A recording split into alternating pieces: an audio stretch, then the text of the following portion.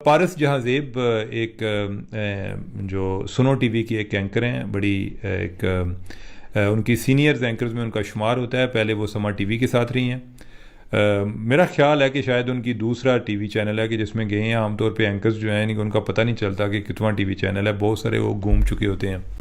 تو پارس جہاں زیب جو ہے وہ کافی سال، غالباً 10 سال سے زیادہ انہوں نے ادھر پہلے سما ٹی وی میں کیا. اب جو ہے وہ ادھر سنو ٹی وی میں تھیں. اب ان کے بارے میں اطلاعات یہ ہیں کہ ان کو ہٹا دیا گیا ہے.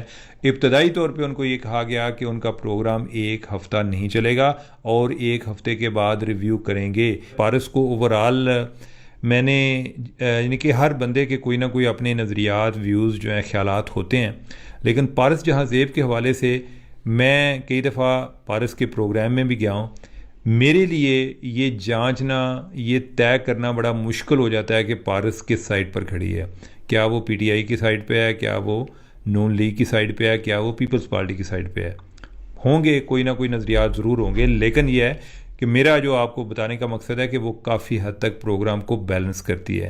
اگر پارس جو ہے وہ بھی ایک تکلیف کا سبب بن رہی ہے تو یہ انتہائی افسوسناک بات ہے. اور یہ بات ٹھیک بھی ہے کہ میری کوشش یہی ہوتی ہے کہ میں سخت سوال اٹھاؤں، بلکہ پاکستان تحریک انصاف کی طرف سے یہ شکایت جو ہے وہ کچھ زیادہ کی جاتی ہے کہ آپ ہم سے تو بہت سخت سوال کرتی ہیں. خیر، میں عمر چیمہ صاحب کا بھی شکریہ ادا کرتی ہوں. اچھا، اس کے علاوہ سلمان غنی صاحب، ایثار رانا صاحب، اوریہ مقبول جان صاحب، عارف حمید بھٹی صاحب، صابر شاکر صاحب، ڈاکٹر شاہد مسعود صاحب، ارشاد بھٹی صاحب اور سمینہ پاشا، ملیحہ ہاشمی اور شفا یوسف زئی کا بھی شکریہ کہ آپ سب نے مجھے سپورٹ کیا. اچھا، اس کے علاوہ عمران ریاض خان اور منصور علی خان نے بھی میرے آف ایئر ہونے کا تذکرہ کیا، تو ان کے علاوہ کسی کا نام یاد نہ رہا ہو تو معذرت اور شکریہ دونوں قبول کریں. اچھا، آخر میں ایک سینئر ترین کالم نگار اور سینئر ترین اینکر کا بھی ذکر کر دیتی ہوں. پہلے تو ان کا شکریہ کہ انہوں نے میرے پروفیشنل کنڈکٹ سے متعلق اچھے الفاظ کہے، لیکن ساتھ ہی پھر کچھ سنی سنائی باتیں بھی کر دی.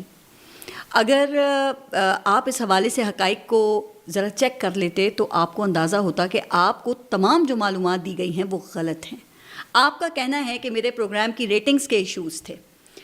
جناب، آپ تھوڑی سی زحمت کر کے اپنے ہی چینل سے میری سلاٹ کی ریٹنگز ذرا نکلوا لیتے تو آپ کو کم از کم یہ اندازہ ہو جاتا کہ میرا پروگرام سنو ٹی وی کا سب سے زیادہ ریٹنگز لینے والا شو تھا.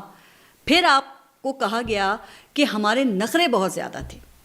تو جناب، نخرہ تو ہوگا نا جب ایمانداری سے کام ہوگا، نخرہ تو ہوگا جب ڈکٹیشن سے انکار کیا جائے گا، نخرہ تو ہوگا جب پروفیشنل کنڈکٹ ہوگا، اور نخرہ تو ہوگا جب خوشامد کے بجائے صرف صحافت ہوگی.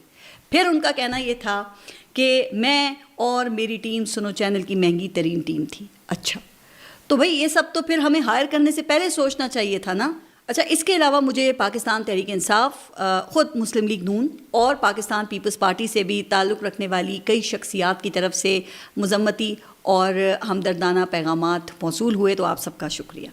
لیکن سب سے بڑھ کر آپ سب کا شکریہ کہ آپ نے میرا ساتھ دیا، سوشل میڈیا پہ بھرپور طریقے سے آواز اٹھائی اور سپورٹ کیا. یہ پلیٹ فارم اور میری کریڈیبلٹی آپ کی وجہ سے ہے، اور امید ہے کہ آپ آئندہ بھی آپ اپنی سپورٹ کا سلسلہ جاری رکھیں گے، مجھے سپورٹ کریں گے، چونکہ ہم آپ کے حقوق کی بات ہی کرتے ہیں اور ہم سب اس ملک کو آگے بڑھتے ہوئے دیکھنا چاہتے ہیں.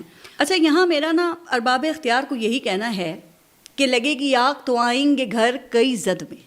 یہاں پہ صرف ہمارا مکان تھوڑی ہے، جو آج صاحب مسند ہے کل نہیں ہوں گے. کرایہ دار ہیں، ذاتی مکان تھوڑی ہے. یعنی پھر آپ کچھ بھی کر لیں جناب، پاکستان کی تاریخ تو ہمیں یہی بتاتی ہے کہ یہ کرسی اتنی کمزور اور دیمک زدہ ہے کہ جس نے اس پر بیٹھ کر خود کو یا اس کرسی کو مضبوط سمجھنے یا بنانے کی کوشش کی، وہ ناکام اور نامراد ہی رہا ہے. اور پھر کل آپ کے بارے میں بھی یہی کہا جا سکتا ہے کہ تم سے پہلے جو ایک شخص یہاں تخت نشین تھا، اس کو بھی اپنے خدا ہونے پہ اتنا ہی یقین تھا. تو اقتدار نہ کبھی کسی کا ہوا ہے، نہ کبھی کسی کا ہوگا. کل جب آپ پر مشکل وقت تھا تو ہم نے آپ کی بھی بات کی تھی. میں نے پینما کیس پر تنقید کی کہ جس طرح بیٹے سے تنخواہ نہ لیے جانے پر اور ریسیویبل ایسٹس کے نام پر میاں صاحب کو نااہل کیا گیا تھا. اچھا پھر پاکستان تحریک انصاف کے دور حکومت میں بھی حکومت پر تنقید کی، خان صاحب کے اوپر تنقید کی، اور ان کی یہ خوبی تھی کہ وہ سخت سے سخت سوالوں کے جواب بھی حوصلے سے دیا کرتے تھے، اور ویسے کبھی یہ بھی نہیں کہتے تھے کہ سوالات پہلے سے لکھ کر بھجوا دیں. لیکن بہرحال پاکستان تحریک انصاف کے دور میں بھی کئی صحافی، کئی ہمارے کلیگز ضرور آف ایئر ہوئے، اور جنہوں نے ان کو آف ایئر کروایا تھا ان کا احتساب کرنے کا شاید آپ کی حکومت میں حوصلہ نہیں ہوتا اگر ان کا اپنا ادارہ خود ہی ان کا احتساب، بلکہ ان میں سے ایک کا احتساب کرنے کا حوصلہ نہ پکڑتا. بہرحال الحمدللہ نہ میں نے پہلے کبھی کسی کی خوشامد کی ہے، نہ کسی سے لفافہ لیا ہے، اور نہ ہی آئندہ ایسا ہوگا انشاءاللہ. اور بے شک عزت اور ذلت دینے والی ذات صرف اللہ تعالیٰ کی ہے. میرے ولاگز اور پوڈ کاسٹ ایسے ہی جاری رہیں گے، اور میں اپنے حوالے سے آپ کو یہ بھی بتا دوں کہ جلد ہی کسی اچھے پلیٹ فارم پر واپسی بھی ہوگی انشاءاللہ. اپنا خیال رکھیے. اللہ حافظ.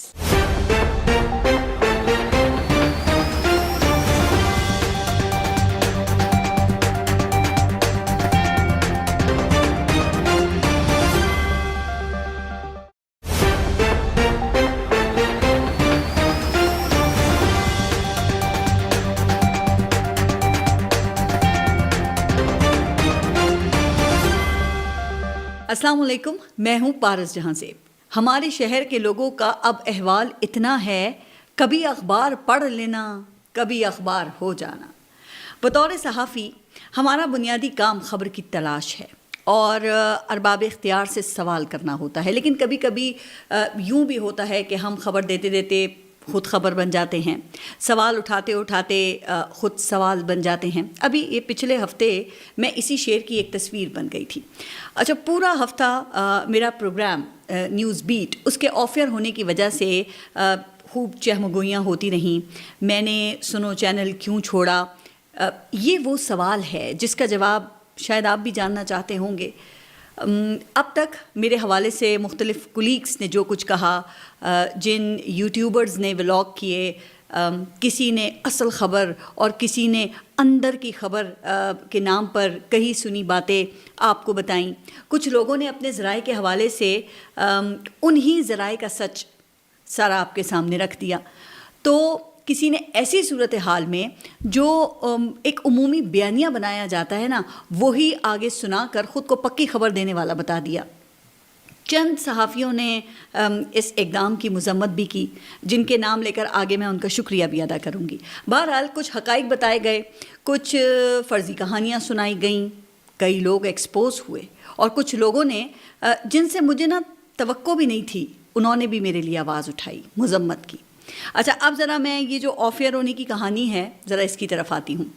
پاکستان میں ہمیشہ سے ہی ایسا ماحول ہے کہ جب کوئی اینکر یا صحافی آف ایئر ہوتا ہے نا تو ایک ہی طرف اشارہ کیا جاتا ہے، اور یہ ایک کھلا راز ہے کہ چینلز کی انتظامیہ پر دباؤ ہمیشہ سے ہی ہوتا ہے.